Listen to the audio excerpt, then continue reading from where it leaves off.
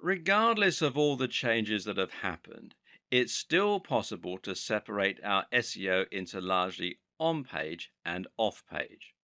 I'm going to talk about on page now and off page in the next video of this series, but both are important. On page, of course, refers to all the strategies that you can use within your pages to get Google interested in your site. This begins with content, and it begins with having a stronger understanding of the subtle changes Google has gone through in recent times. One of the first things you're going to need to do is to fill your site with great content and to use your keywords throughout. There's a fine line to be walked here. You need to repeat the phrase a few times to ensure that you create that association, but at the same time, you also need to make sure that you don't overdo it and thereby appear to be spamming. Too vague? Well, as I mentioned, it's now agreed that the optimum keyword density for on site content is 1 to 2%.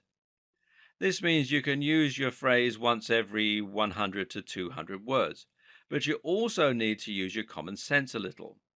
Some keywords are easier to use in a natural manner than others, and making sure your content sounds natural should always be the number one concern. Some keywords will be hard not to repeat 100 times. Others will never feel that they can come up naturally. The user always comes first, so if you can't fit the keyword in naturally anywhere, then just forget it and use it in your image, alt text, etc. The length of your post is also an important consideration. Back in the days of spammy SEO, almost every post was about 500 words long. Today, you'll have the most success by writing posts that are longer and more in depth. Imagine that your reader is going to sit down with a cup of tea and really dive deep into the subject. Yeah? That's the kind of experience you should be delivering. This has another advantage because it means that you can repeat your key phrase a lot more while keeping your density low. If you repeat your keyword 100 times and your content is 1,000 words long, then that's a 10% density.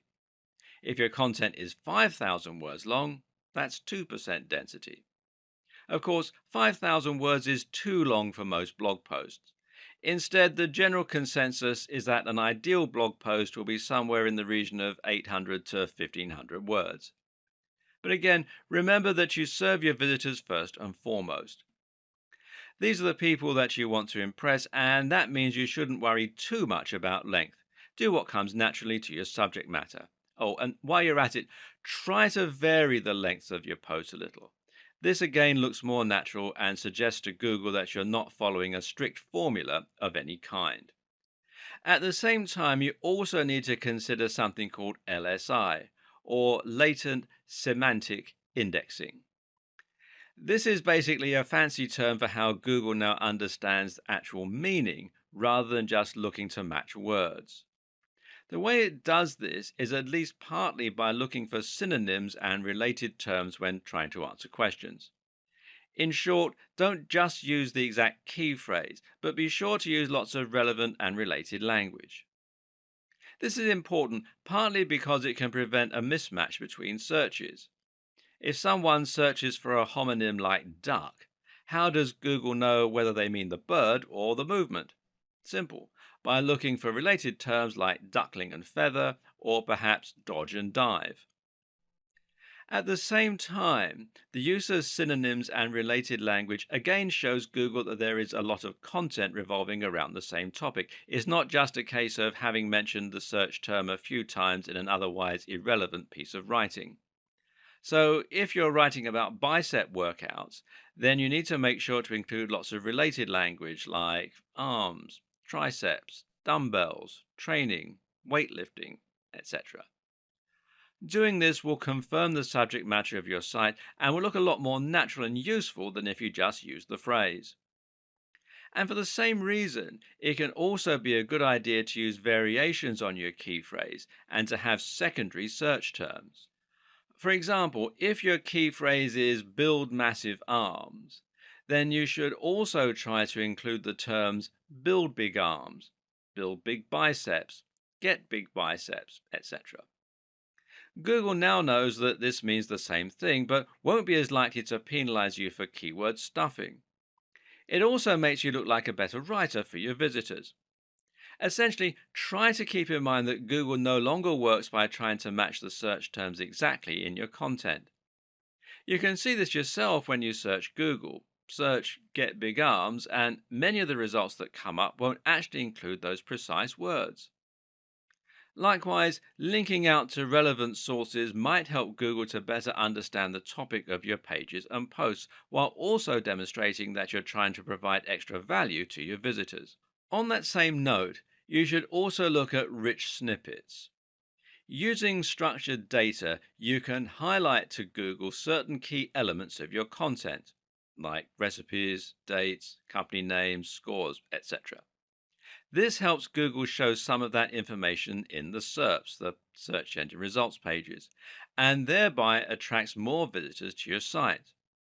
There are plugins which will let you do this easily, or you can do it through meta tags. Either way, you'll use this to do things like highlighting the ingredients in a recipe, or the show times of a play, or the score in a review. This is important because it lets Google understand your content even better than it is already able to do. Google is no longer just a search engine, but rather an AI.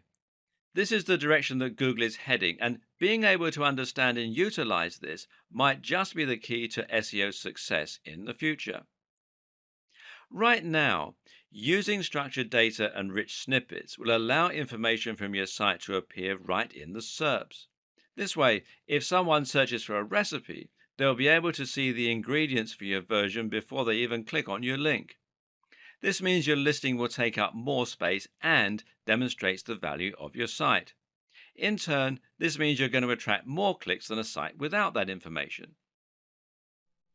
The next element of on page optimization is the site design itself. Using breadcrumbs, for instance, can help a lot, as can using alt tags for your images so Google knows what they are. More important is the actual function of your website. Does the page load quickly? Is it mobile friendly? Mobile friendliness in particular is something you absolutely cannot ignore today. In terms of the actual design and function of your website, the main goals are to ensure that your site will load quickly and that it will look great on mobile. Again, this helps to keep people on your site longer because it will be enjoyable for them to be there. Avoid using too many plugins which will slow you down, and try not to inundate your visitors with adverts and popovers. Did you know that using light colors like light blues can actually help to keep people on the page longer by making them feel more relaxed? Consider this when picking your theme. Likewise, choose a theme that will adapt to the size of the display viewing it, and make sure you take advantage of things like caching to keep your site nippy. Themes that do this are called responsive insofar as they respond to the shape and size of the display they're being viewed on. This works by removing certain elements, by rearranging menus, etc., and by shrinking images.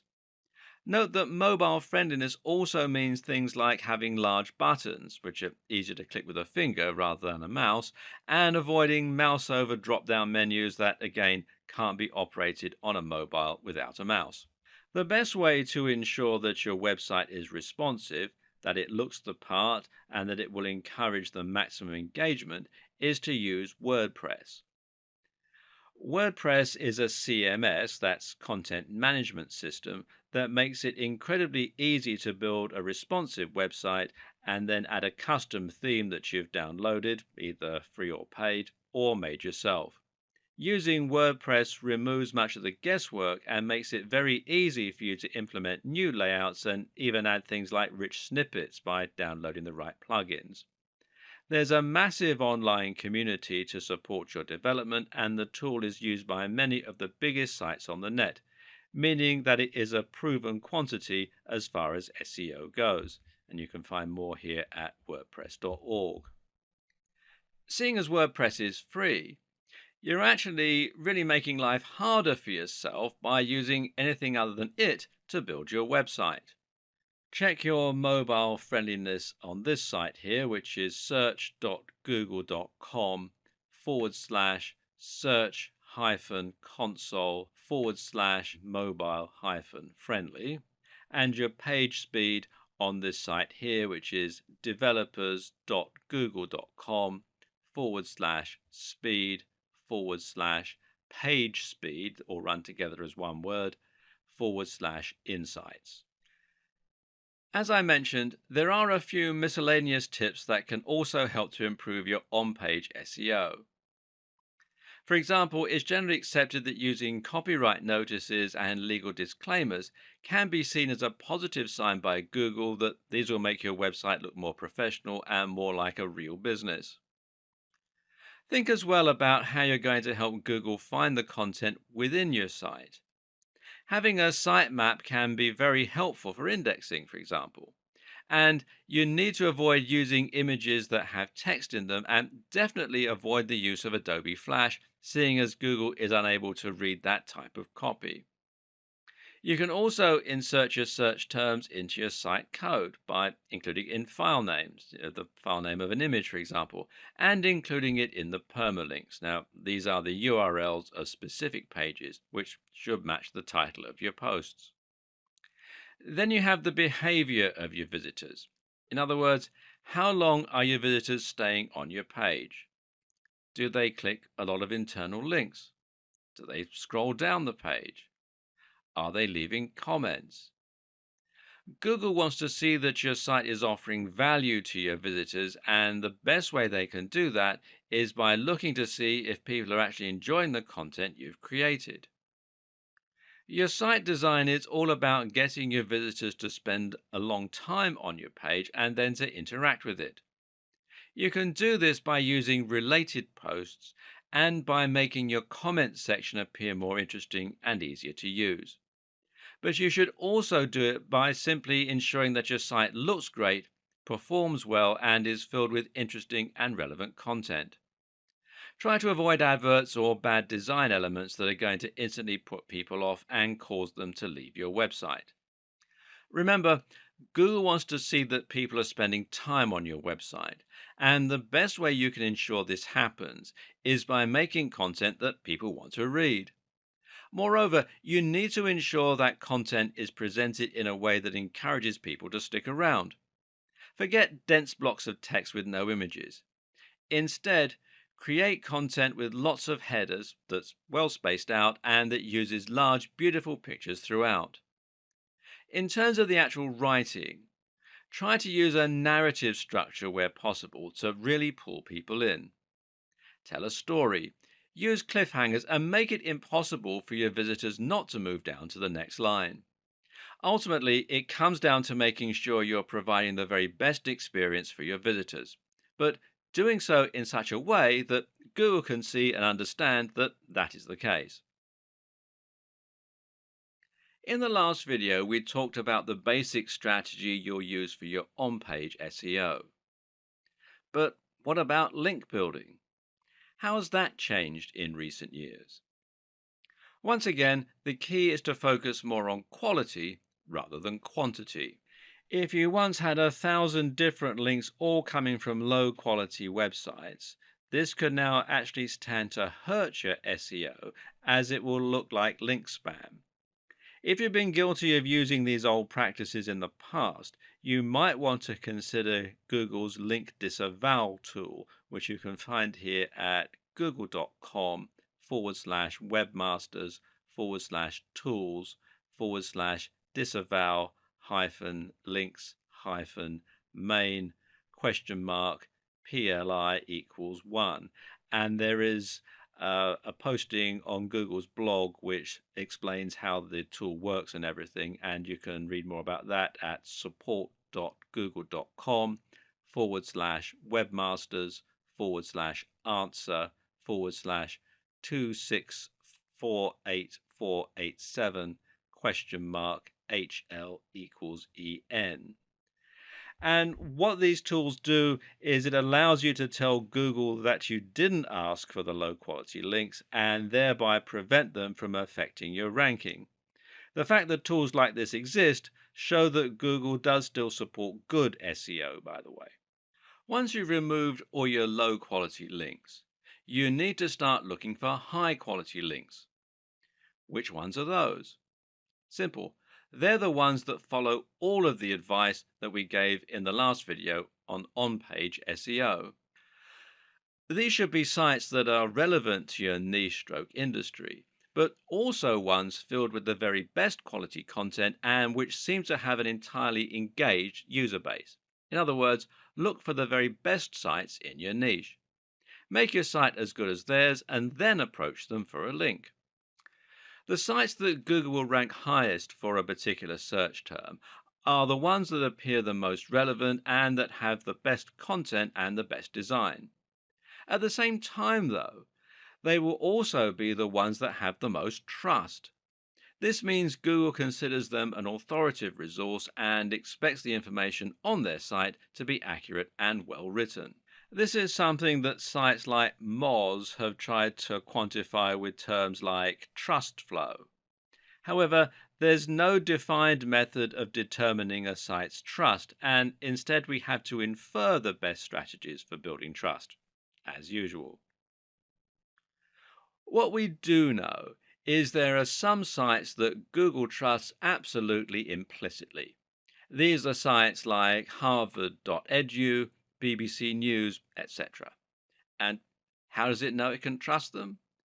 Well, the current understanding is that Google will trust sites which either have a very well organized brand name, like the BBC or The Verge, or sites that have .edu or .gov domains. So, how can the rest of us thrive? Well, simple. We try to get links that come from those highly trusted resources. If you were able to get a link from BBC News, for example, this would absolutely transform your success. You would find you got hundreds of thousands of visits to your site simply from people clicking on your link, and this would result in hundreds or even thousands of dollars in AdSense and sales overnight. Meanwhile, if the content that was linked to was good, thousands of these people would post your link and share it. And more importantly, Google would sit up and take notice that the BBC had linked to your site. A highly trusted authority is linking to your site, suggesting that your site is also a highly trusted authority. This will be worth more to you than a million links you bought, traded, or posted on link directories. If you can't get a link from the BBC, then where can you get a link from that will have a similar result? Unfortunately for many of us, it's nearly impossible to get a response from a massive site like the BBC, unless perhaps we have a newsworthy story and a useful contact. And so we're going to have to look elsewhere. A good place to start is with the Google News section of the SERPs. If you search for something like election results during an election, then you'll find that a few results are highlighted at the top of the page with an image and a snippet of text, as you can see here. Now, if you click here on the News tab, you can find more news and stories. Now, these news stories aren't manually curated, but are rather selected from sites that Google trusts. If a site is in Google News, then it's a pretty sure sign that that site has made it, especially in a competitive niche. And thus it shows you exactly where you need to be getting your links from. If you can get links from any of these sites, then you're going to get almost the same boost as you would get from the BBC, although to a lesser degree. But how did these sites make it so big? Perhaps they got links from the BBC, in which case you're getting some of the benefit via their link to you. And the same thing would happen if they had a link from a site that had a link from the BBC. Try to think of this as a game of degrees of separation. You might struggle to get in touch with the very biggest authorities on the web, but if you can indirectly trace a link back to a big site, then you'll enjoy more love from Google the closer that relationship is. Chances are that you already know what the biggest sites in your niche are. These are the sites that are household names and that everyone goes to when they want information on your subject. Chances are they're also the same sites that end up in Google News. And because they're so big, they've probably got links coming in from other big sites. So How do you get these big sites to answer you so that you can get some benefit from their links? And seeing as you're no longer allowed to buy links or do link swaps, how do you get them to link to you? Well, generally, the answer that most SEO experts recommend is using guest posts. A guest post is like a link swap, except that instead of swapping a link for a link, you're swapping free content for a link. Your job is to scope out sites that might be responsive to a message from you. Look at the type of content they publish and then write a post that's along the same lines. You then contact the site owner by email and show them your content, asking if they would like to publish it. The deal is that they can publish your post, but only if they include a link back to your site in exchange. They can do this by putting your link and bio in an author box, or they can do it by including your link naturally in the content of the article. By embedding the link this way, you make it look a lot more natural and you can send even stronger signals about the topic of your post. And remember that it's also highly important for the topics of sites linking to you to match the topic of your site. And this way, you're not only posting on a site you chose in your niche, but you're also filling it with a directly relevant post. This is a fantastic way to build links, but there are a few caveats. The first is that you still need to be careful. Matt Cutts, who used to work on Google Search, has made it clear that the overuse of guest posting can still lead to penalization. This is still a form of link manipulation. Likewise, you need to be careful about constantly using the same anchor text and generally being predictable. Mix it up. Finally, consider that it will still be hard to get an answer from top influencers in your niche. The solutions include making sure that your content and the sites you're linking to are great quality so that the creator will be happy to be associated with them, delivering real value in the guest post, spending some time developing a relationship first, perhaps by sending some emails and maybe by leaving some comments on their blog, starting relatively small and working your way up. Look for blogs that are just ahead of yours. Each time you succeed, your site will get bigger and you'll be able to approach a slightly bigger influencer next time. Use your existing contacts. Maybe you have a friend who owns a blog. Network in person. And for making a big impact, nothing beats the power of actually meeting a blogger or a site owner in person and making a connection that way. Go to SEO networking events and generally don't be afraid to pick up the phone. A key lesson to apply to pretty much every aspect of SEO is not to get carried away when you find ideas that work. For example, just because quality is key, that doesn't mean that you need to disavow every low quality link and only ever build links from the top sites. Why? Well, you guessed it. It looks unnatural again and actually looks like manipulation. Take a look at sites like the BBC and you'll see that they have a huge and highly diverse link profile. They'll have links from massive sites but also tiny spam sites. When a site is truly successful, it'll lose control over all of its links, and this can be useful to make your links profile as diverse as possible. And one of the very best ways to do this is with link bait. Link bait is an article you've written specifically to try and get as many links to it as possible. How? One answer is to make your article a powerful resource, meaning that it will become a place for people to learn a particular subject matter. An example of this is the excellent guide to testosterone published on the art of manliness.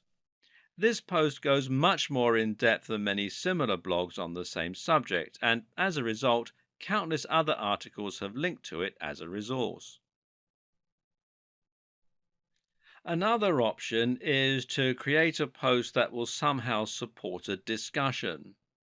A good example of this is the post How to Win an Argument with a Nutritionist, which includes links to studies that disprove outdated notions about nutrition. The article is perfect link bait because people will regularly use it in online arguments to prove their point. Finally, one more very useful strategy for your backlink strategy is to perform backlink research for other sites. Look at your competition and look at which sites have got the most traffic in your niche. Then, once you've found which ones those are, try to get links from the same site. Not only does this method ensure that you're going after the right links that have a proven track record, but it also helps you to find links that are likely to allow guest posts.